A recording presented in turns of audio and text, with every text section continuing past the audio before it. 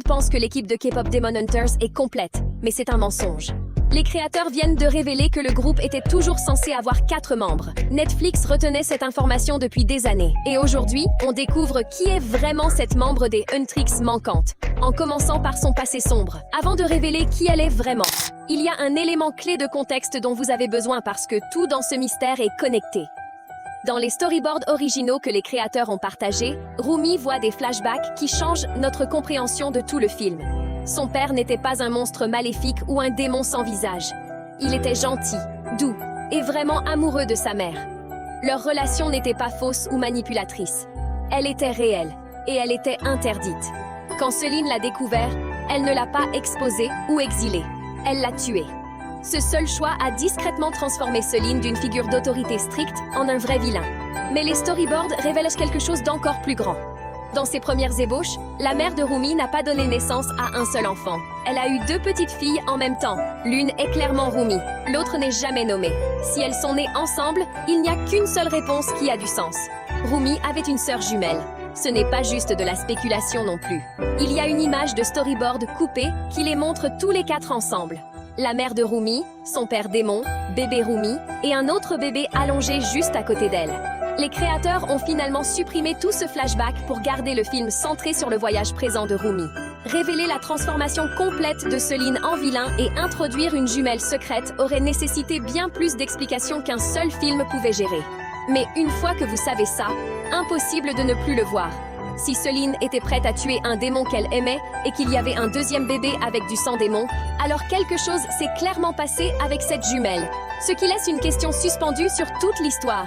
Qu'est-il arrivé à la sœur jumelle de Rumi? Et où est-elle maintenant? Voilà la partie qui rend cette théorie vraiment terrifiante. La sœur jumelle de Rumi ne se cachait pas dans le royaume des démons avec Guima. Elle n'était pas enfermée dans une caverne de lave ou flottant dans un brouillard sinistre. Selon des sources internes, elle a fait la chose la plus dangereuse possible. Elle s'est fondue parmi les humains. Des lentilles marron pour cacher ses yeux jaunes brillants. Des vêtements normaux, une vie normale, pas de cape dramatique, pas de rire maléfique. Juste une fille ordinaire qui se promène comme si elle n'avait pas du sang démon dans les veines. Et c'est ce qui rend ça effrayant parce que si elle vit comme une humaine, elle pourrait être n'importe qui. Ce personnage d'arrière-plan au hasard, cette fille qui apparaît 2 secondes et ne parle jamais. Cette personne que vous n'avez même pas remarquée parce que vous étiez trop occupé à regarder Rumi chanter. Donc oui, si vous revoyez le film, ne clignez pas des yeux. La 4e membre des Huntrix était peut-être déjà à l'écran tout ce temps juste en train de vibrer en arrière-plan, genre pas encore. Des sources internes disent que la vraie réponse n'est pas cachée dans les dialogues ou les scènes supprimées. Elle se cache dans les storyboards originaux. Si vous regardez attentivement les bébés, un détail ressort immédiatement. L'un d'eux a les yeux jaunes, la même couleur d'yeux que leur père démon. Et ce détail compte parce que ça veut dire que ce bébé n'était pas humain du tout. Ce bébé était complètement démon. Maintenant, faites une pause et réfléchissez à ce que ça implique. Celine a déjà tué le père simplement pour être un démon, même s'il était doux, aimant et n'avait jamais blessé personne. Alors qu'est-ce que vous pensez qu'elle aurait fait quand elle a réalisé que l'un des nouveau-nés portait ce même sang démon? L'hypothèse évidente est que Celine a essayé d'effacer le problème de la même façon qu'elle l'avait fait avant. Un démon lui avait déjà causé des problèmes. Elle n'allait pas laisser un autre grandir. Mais voilà le twist que les storyboards suggèrent discrètement. Et si ça n'avait pas marché? Et si le jumeau démon avait survécu? Et si elle avait échappé avant que Celine puisse finir le travail et avait complètement disparu? Ça expliquerait pourquoi Celine n'a élevé qu'un seul enfant, pourquoi Rumi a grandi isolé et pourquoi une grande partie de son identité lui était cachée. Celine ne protégeait pas juste Rumi du monde, elle protégeait le monde de la vérité et du seul démon qu'elle ne pouvait pas contrôler. Et ça nous amène directement au prochain secret.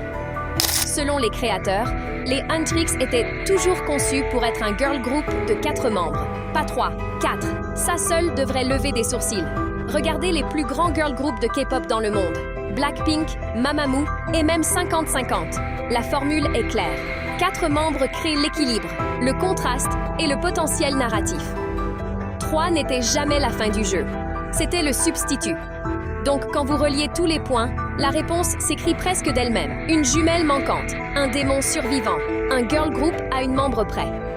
Le film ne nous montrait pas la version finale des Huntrix. Ils mettaient en place le reveal. La sœur jumelle de Rumi n'est pas juste vivante, elle est censée revenir. Et quand elle le fera, elle ne fera pas juste secouer l'histoire. Elle complétera le groupe. On le dit maintenant, la 4e membre des Huntrix se cachait en pleine vue tout ce temps. Et quand ça arrivera enfin, souvenez-vous qui vous a prévenu en premier. Maintenant, ce prochain secret, c'est là où les choses commencent vraiment à s'effondrer. Et ça implique les Sunlight Sisters, les chasseuses légendaires qui existaient bien avant les Huntrix. Dans cette vieille photo, on peut clairement voir Selene, la mère de Rumi, et Mong, dont on sait déjà qu'elle est morte des mains de Selene. On a décortiqué ça dans une autre vidéo. Mais voilà le problème. Il y avait 3 Sunlight Sisters, et personne ne parle jamais de la 3e, genre du tout. Des sources disent que la sœur manquante n'a pas disparu. Elle est intervenue. C'est elle qui a pris la jumelle de Rumi et l'a élevée en secret, loin de Selene et loin du chaos. Et voilà la différence clé. Pendant que Selene poussait Rumi sous les projecteurs et la forçait à devenir une arme, la 3e sœur a choisi la protection plutôt que le contrôle. Elle a caché la jumelle, l'a entraînée discrètement et l'a gardée en vie. Et maintenant, la partie qui change tout. Les notes des storyboards révèlent que la jumelle a appris l'existence de Rumi quand elle était encore enfant. La 3e Sunlight Sister lui a dit la vérité. Qui elle était, ce qui est arrivé à leurs parents, et pourquoi elles ont été séparées. Ça veut dire que la jumelle n'existait pas juste dans les ombres. Elle observait de loin, suivant la vie de Rumi, ses amitiés avec Mira et Zoé, assistant même à des concerts sans être remarquée. La jumelle de Rumi n'était pas perdue. Elle attendait, et quand elle se présentera enfin, ce ne sera pas un accident. Ce sera selon ses propres termes. Voilà la partie qui rend discrètement la jumelle de Rumi encore plus effrayante que n'importe quel démon qu'on a vu jusqu'ici. Elle est plus forte, pas plus intelligente, pas plus flashy, juste plus puissante. Même lignée, même héritage démon, même potentiel. Mais le sien n'a jamais été affaibli par la peur ou le contrôle. Là où Rumi a appris à combattre les démons, la jumelle a appris comment ne pas le faire. Et c'est le vrai twist. Elle refuse d'utiliser ce pouvoir. Non pas parce qu'elle ne peut pas, mais parce qu'elle ne le fera pas. Elle a grandi en connaissant la vérité que Rumi n'apprend que plus tard, que son père est mort en essayant de prouver quelque chose de simple. Les démons peuvent aimer. On a déjà vu la preuve de ça à travers Jinyu, surtout quand il a littéralement donné sa vie pour sauver Rumi. Mais la jumelle, elle a porté cette vérité depuis l'enfance. Donc elle refuse de lever une lame contre les siens, peu importe le coût. C'est pourquoi quand ces deux-là se rencontrent enfin, ce ne sera pas juste émotionnel. Ça va être chaotique. 2 sœurs, même origine, croyances complètement différentes. L'une a été élevée pour combattre, l'autre a été élevée pour protéger. L'une croit que la survie signifie choisir un camp. L'autre croit que la survie signifie refuser de le faire. Ce genre de clash ne se termine pas par un câlin, ça se termine en feu d'artifice. Donc si vous aimez K-pop Demon Hunters et voulez le genre de secret profond que Netflix n'a absolument pas éplé pour vous, assurez-vous d'être abonné. Cliquez sur la vidéo à l'écran maintenant. On va encore plus loin là-bas et certains de ces reveals changent vraiment votre façon de voir tout le film. À la prochaine, restez avec nous et restez avisés. Merci de regarder.